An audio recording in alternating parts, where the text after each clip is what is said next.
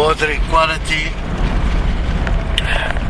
One can already start your research and vlogging on water equality, and now I'm talking about the equal distribution of water for both, for all humans, animals, plants, not from a perspective of what is most cost effective, because under a system of equality, cost will be irrelevant, because we will do what's best for all in the best way possible. And therefore we, at this stage, is more a form of education, getting the appropriate information effective so that one can deal with the particulars of the equality of water and the distribution of water effectively globally. So investigate, prepare, get all the information placed ready for when we get to the equality point, that one can identify already who would like to be involved with the water equality and quality projects, and what is involved in effective watering of for the human, for the animal, and for the plant, and how do one make sure that the water do not get contaminated with the affluence, which is obviously the richness, the elitism of the human affluence, isn't it? Because affluent people tend to turn a blind eye to anything that's waste and keep pretty pictures, like the mind is very clean, houses that's very clean with no animals, no bugs, nothing, all killed in every possible way. That's mind-possessed egos. And those kind of humans are affluent. They use money to kill murderers. Let's end money and bring about equal money. Equal money does not mean the actual money as printed paper or coin. It means the principle of an exchange that is equal for all and that facilitate distribution and labor and participation effectively. Join Destiny. The Earth is dominated by water. More than 70% of Earth's surface is covered by this simple molecule. The hydrosphere contains an estimate of 1.36 billion cubic kilometers of water.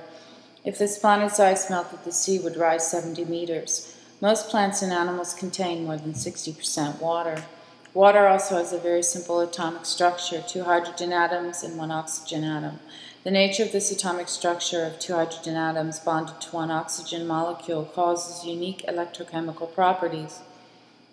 The hydrogen side has a slight positive charge and the oxygen side has a slight negative charge. This molecular polarity makes water a powerful solvent and is responsible for its strong surface tension. Water has high specific heat, which means it can absorb large amounts of heat energy and then release it slowly. This regulates the Earth's climate and the temperature of the human body. Water in its pure state is neither acidic or basic. Water conducts heat more easily than any liquid except for mercury. Water remains fluid between 0 to 100 degrees Celsius, which allows water to remain fluid on Earth.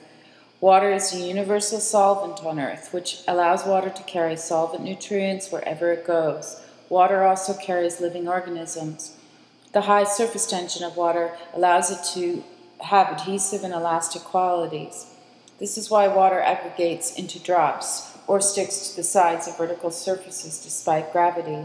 It is this surface tension that allows waves and droplets to form and allows water to move from roots to leaves and plants and blood through tiny vessels in the bodies of some animals. Water molecules are the only substance on Earth that exist in all 3 states of matter: solid, fluid, and gas. This is how water distributes heat over the Earth's surface.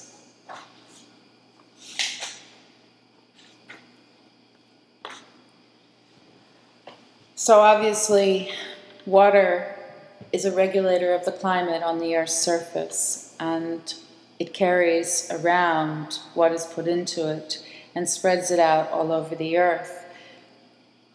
So the purity and cleanness of our water is actually very important to the existence of life here on this earth. Two researchers at Stanford University created a fabric filter of cotton dipped in a water-based carbon nanotube ink. They dried it, and then they dipped it in an alcohol-based silver nanowire ink, and they dried it again. The long nanowires became enmeshed in the cotton fibers. A low voltage is passed through the fabric. A car battery or a solar panel can be used, which then punches a hole in the cell walls of bacteria. So this system requires a treated cloth, a low voltage, and gravity to clean water. There's also chlorine dioxide, a weak oxidizer that has been used to purify water for 80 years, sold in health food stores as stabilized oxygen in the form of sodium chloride. Sodium chloride is considered a mineral, and it is found in nature in many places in the world. Microorganisms can also purify water. Many different types of constructed wetlands, aquatic systems that mimic natural wetlands, the symbiotic relationship between aquatic plants, microorganisms, algae, substrates, and water have the ability to remove organic and inorganic matter, nutrients, pathogens, heavy metals, and other pollutants from wastewater in a completely natural way. So why do we have all this existent dirty water all over the earth? Why do we have all this water that's not potable? Why do we have professionals and government agencies that have not taken care of these problems? Why does all of this exist? And we can transport oil over miles and miles of harsh Arctic conditions. Why can't we transport water? Even in Singapore, that does not have much fresh water, there has been built a huge desalination system so that Singapore has access to fresh, drinkable water, usable water. Why do we have cholera right now in Haiti?